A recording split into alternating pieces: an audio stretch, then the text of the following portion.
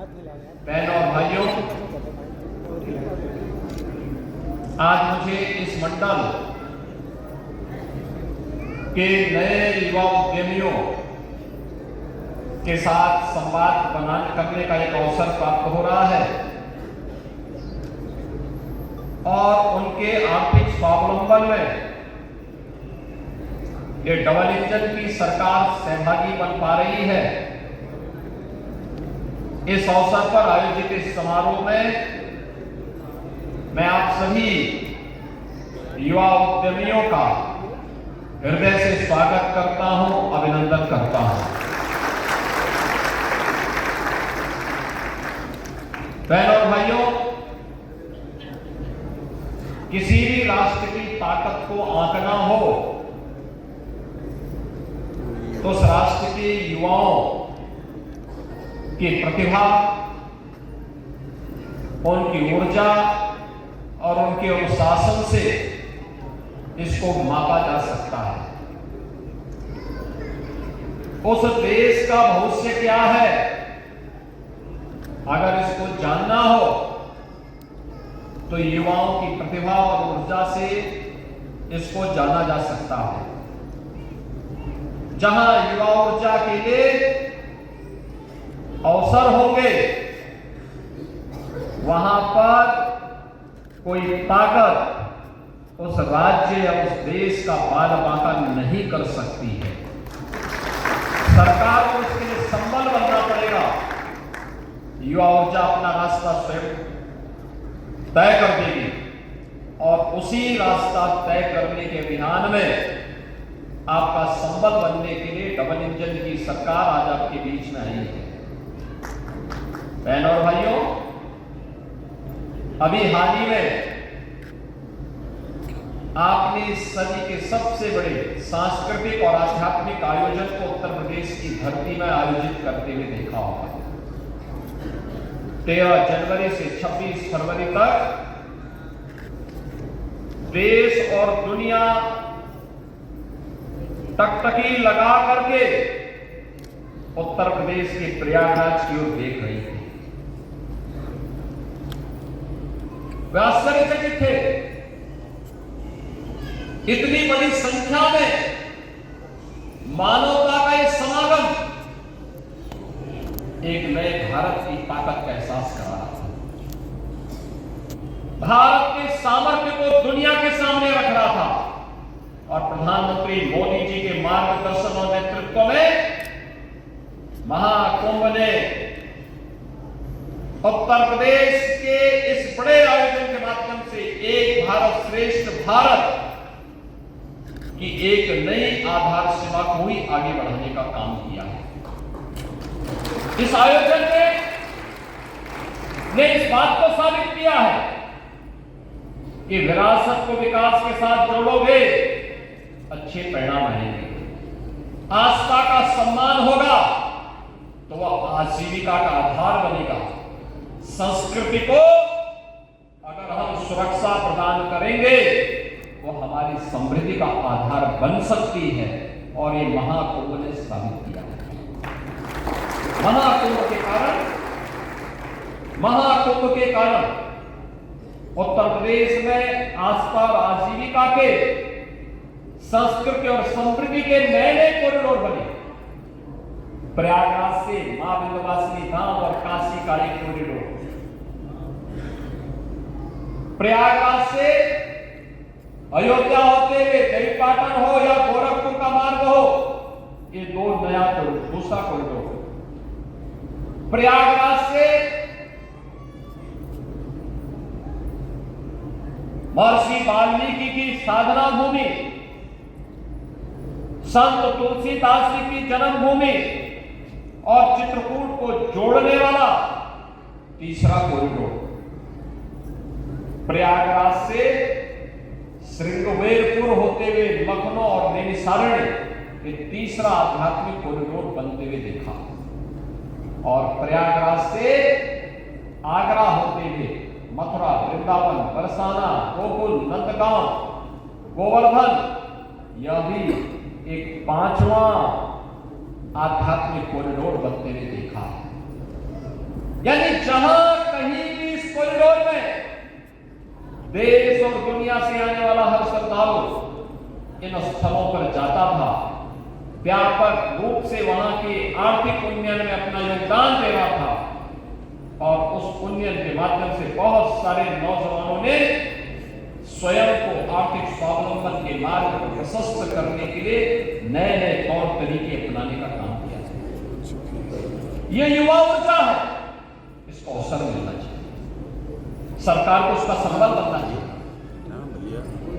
होली का आयोजन उत्तर प्रदेश में बहुत शांतिपूर्ण तरीके से संपन्न हुआ।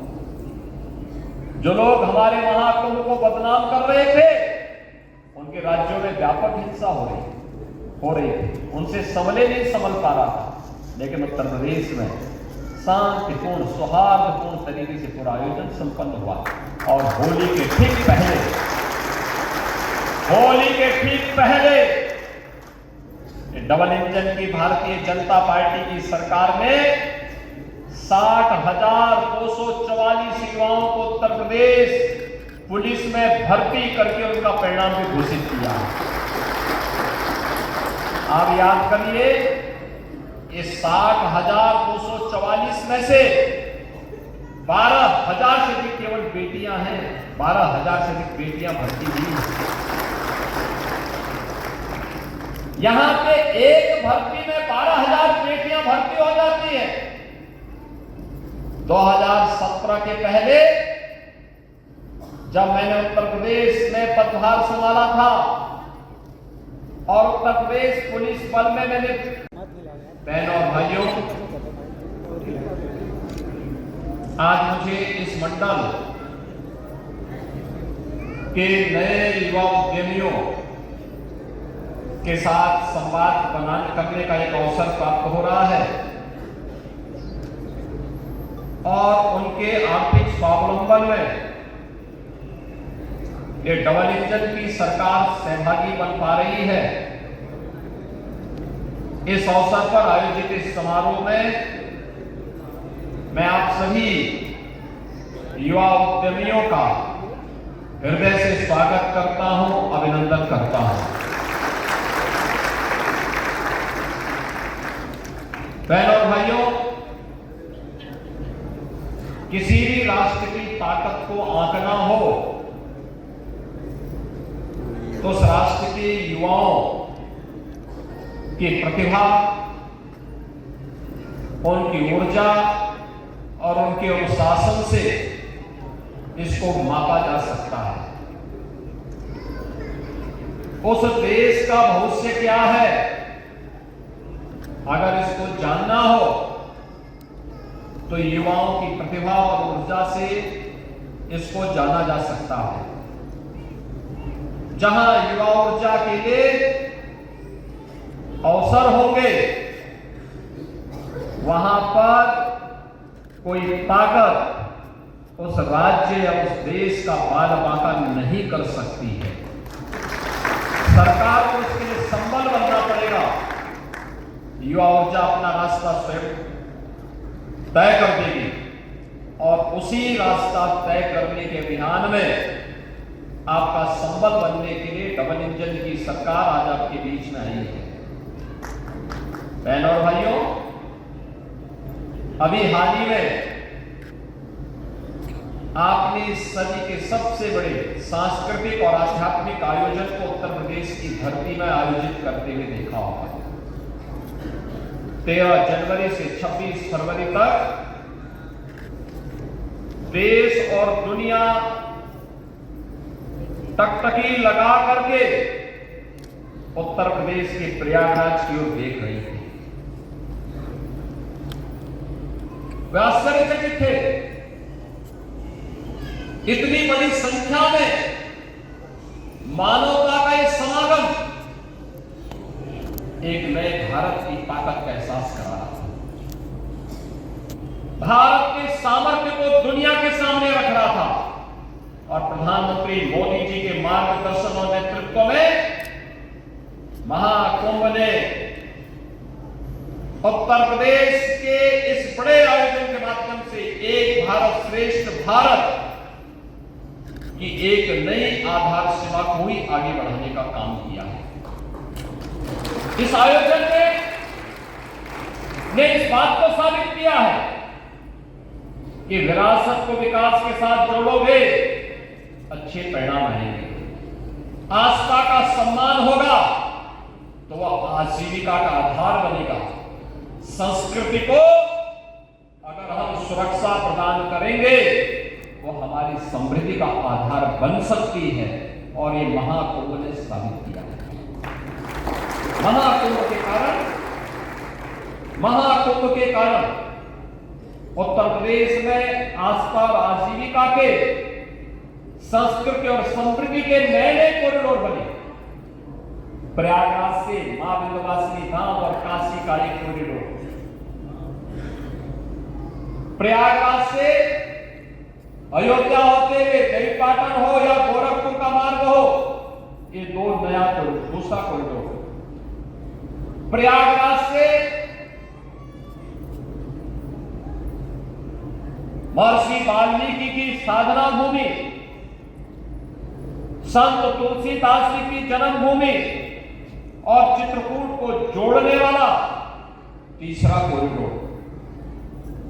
प्रयागराज से श्रृंगवेरपुर होते हुए लखनऊ और नैमिषारण्य, ये तीसरा आध्यात्मिक कॉरिडोर बनते हुए देखा। और प्रयागराज से आगरा होते हुए मथुरा, वृंदावन, बरसाना, गोकुल, नंदगांव, गोवर्धन, यह भी एक पांचवा आध्यात्मिक कॉरिडोर बनते हुए देखा। यानी जहां कहीं भी इस कॉरिडोर में देश और दुनिया से आने वाला हर श्रद्धालु इन स्थलों पर जाता था, व्यापक रूप से वहां के आर्थिक उन्नयन में अपना योगदान दे रहा था, और उस उन्नयन के माध्यम से बहुत सारे नौजवानों ने स्वयं को आर्थिक स्वावलंबन के मार्ग को प्रशस्त करने के लिए नए नए तौर तरीके अपनाने का काम किया। यह युवा ऊर्जा है, इसको अवसर मिलना चाहिए, सरकार को उसका संबल बनना चाहिए। होली का आयोजन उत्तर प्रदेश में बहुत शांतिपूर्ण तरीके से संपन्न हुआ। जो लोग हमारे महाकुंभ को बदनाम कर रहे थे, उनके राज्यों में व्यापक हिंसा हो रही थी, उनसे संभले नहीं संभल पा रहा था, लेकिन उत्तर प्रदेश में शांतिपूर्ण सौहार्दपूर्ण तरीके से पूरा आयोजन संपन्न हुआ। और होली के ठीक पहले डबल इंजन की भारतीय जनता पार्टी की सरकार ने 60,244 युवाओं को उत्तर प्रदेश पुलिस में भर्ती करके उनका परिणाम भी घोषित किया। आप याद करिए, इस 60,244 में से 12,000 से अधिक केवल बेटियां हैं, 12,000 से अधिक बेटियां भर्ती हुई। यहां पे एक भर्ती में 12,000 बेटियां भर्ती हो जाती है।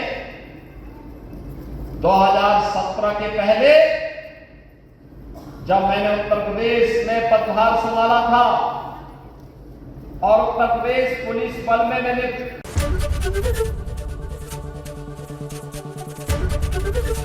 एबीपी गंगा, खबर आपकी, जुबान आपकी।